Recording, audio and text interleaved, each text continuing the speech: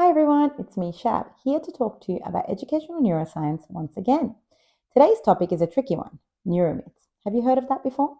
Well, it's a compound word, combining neuro, meaning brain, and myths, meaning widely held but false beliefs. So neuromyths are widely held but false beliefs about the brain and learning.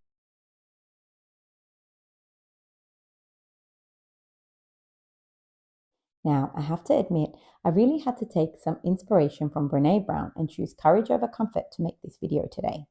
And that's because this topic often causes something called cognitive dissonance. You see, cognitive dissonance is that uneasy feeling you get when your beliefs are challenged by new information.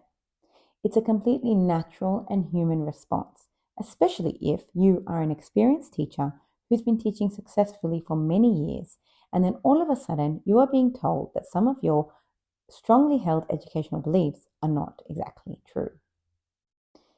It's bound to be unsettling, and I completely understand that. But here's the thing, you are not alone. Studies have found that large groups of teachers hold neuromyths, and in some cases, nearly 90% of practicing teachers believe at least one of these neuromyths. And that is precisely why I am making this video today, to help dispel some of these misconceptions. You see, despite what you might think, neuromyths aren't exactly harmless. In fact, research shows that what teachers believe directly impacts their instructional choices and in turn will obviously affect their students. Let's take a look at a very quick example. There's a neuromyth here that boys are naturally better at science than girls. I'll give you a moment to reflect on the potential consequences of such a belief by taking a look at this diagram.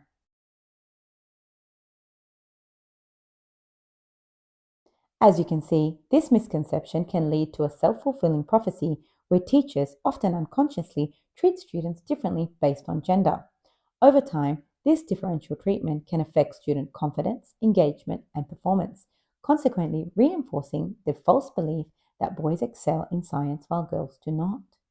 And this is just one simple example. There are many more where that has come from.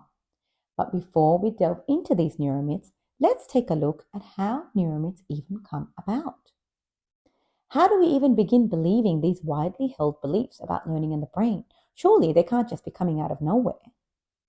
Well, while the brain is an incredibly complex organ, it unfortunately prefers simplicity. This reminds me of a quote by renowned speaker Simon Sinek. Simple ideas are easier to understand. Ideas that are easier to understand are more likely to be repeated. Ideas that are repeated change the world. This unfortunately means that nuanced scientific findings about the brain can often be misinterpreted and turned into oversimplified ideas that eventually turn themselves into neuromyths. Neuromyths can also originate from catchy creative media headlines that end up misrepresenting findings from recent developments in neuroscientific research. Furthermore, these myths keep spreading through bandwagonism, where people believe something simply because everyone else is believing it. However, in some cases, neuromyths are perpetuated for more concerning reasons, such as for commercial gain. We've all heard of brain training apps that want you to believe that they can make you smart overnight. These are just some of the ways neuromyths can come about, and we've also already seen that neuromyths aren't exactly harmless.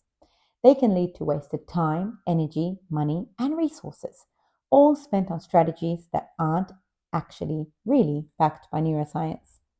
Neuromyths take away from our ability to focus on actual evidence-based approaches that could truly be supporting your students' learning.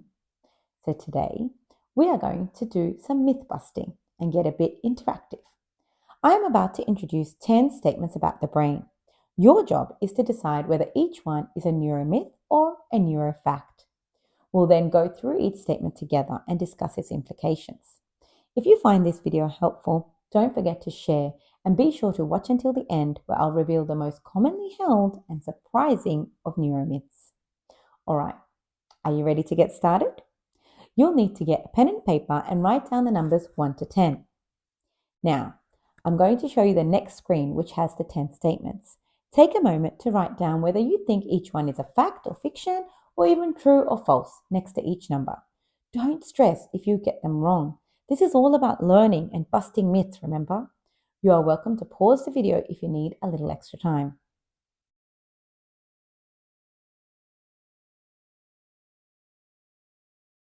Okay, now let's go through each statement and uncover the truth. So, statement number 1, we only use 10% of our brains. Do you think this is fact or fiction? This is actually fiction. This is one of the most widely held neuromyths, but in reality, we use 100% of our brains. Have a look at this diagram. It shows that different areas of our brain are responsible for different functions. And brain imaging studies confirm that even simple tasks engage multiple regions of the brain.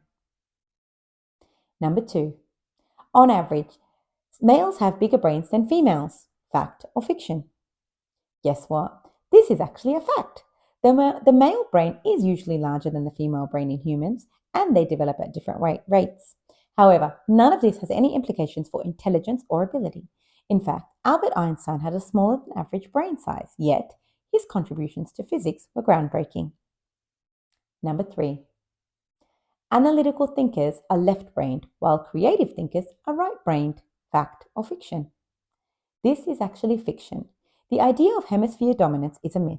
So our brains can be divided into left and right hemispheres, and scans do show certain areas of the brain lighting up for certain activities. However, studies also show that both hemispheres are always involved in any cognitive task, constantly working together. This notion of hemisphere dominance simplifies a very nuanced idea and is much more metaphorical rather than literal. Let's look at number 4. There are critical periods in human development after which certain skills can no longer be learned. This is actually fiction. Thanks to neuroplasticity, the brain can continue learning anything and adapting at any age. There are, however, stages in development when the brain is primed for faster, easier learning. This doesn't mean, though, that an 80-year-old can't learn the piano. With grit and persistence, and of course a great teacher, they absolutely could. Let's look at number 5. We use our brains 24 hours a day. Fact or fiction? This is actually a fact. Even during sleep, the brain remains active, consolidating memories and processing information. However, learning requires active engagement, so listening to a language tape while you're sleeping won't make you fluent in it. Number 6. Mental capacity is genetic and cannot be changed by experience. Fact or fiction? This is actually fiction. While genetics play a role in cognitive ability, experiences, learning, and effort significantly shape brain development. This is a truly terrible neuromyth. Can you imagine the consequences for teachers and students who hold this neuromyth? They would associate a student's performance with however their older brother or sister is doing. And this is why it's so important to debunk such neuromyths. Number 7. Extended rehearsal of some mental processes can change the shape and structure of some parts of the brain. This is actually a fact. Neuroscientific research shows that learning and practice physically reshape the brain's neural networks. MRI scans reveal that repeated mental activity strengthens connections and even increases gray matter density. Teachers are actual neuroplasticians, since we affect the physical structure of the brain of our students when we teach them.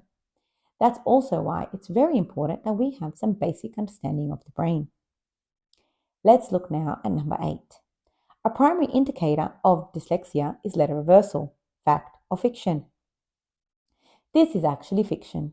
Letter reversal is a non-reliable indicator of dyslexia. Many dyslexic individuals struggle with phonological processing, and early assessment is crucial. Unfortunately, many parents and educators delay in having children assessed for dyslexia because they are missing this sign of letter reversal. Although I can't go into the details of actual signs of dyslexia in this video, if you have a child that is having difficulty with spelling or reading, please have them assessed regardless of letter reversals. Now, getting to the end of the video, we're going to look at number 9. Learning problems associated with developmental differences in brain function cannot be improved by education. Fact or fiction? This is actually fiction. Effective teaching and interventions can actually help students overcome learning difficulties, thanks to the brain's remarkable ability to adapt and grow. It may take patience and persistence, but all children can learn. And finally, we get to number 10, the most surprising of all. Individuals learn better when they receive information in their preferred learning style. For example, auditory learners who like to hear information compared to visual learners who like to see information. Fact or fiction?